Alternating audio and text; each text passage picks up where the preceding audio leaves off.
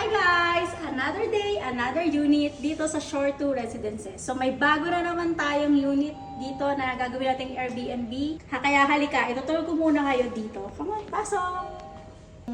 Naglagay siya ng design for the breaker. Ano naman, bongga, ang daming plato. Yan na, may bidet dyan, kompleto yan. Pakita mo yung bidet mamaya. And dito naman, guys, so meron kayo ditong working station. So, ayan. Ayan. So, dito dining, 2-seater.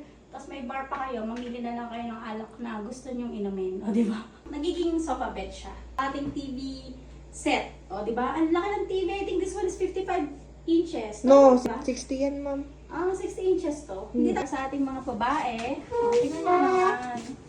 O, look. May vanity kayo, di ba? So, ating balcony is facing Manila. Ayan guys, thank you guys for watching. So, sa mga meron dyang mga unit dito sa Shore Complex at gustong magpa-handle, Airbnb man or long term, or gusto nyo magpabenta or bumili ng unit, kontakin nyo lang po kami dito sa aming channel. And yan guys, thank you guys for watching and please don't forget to subscribe to my channel. Bye!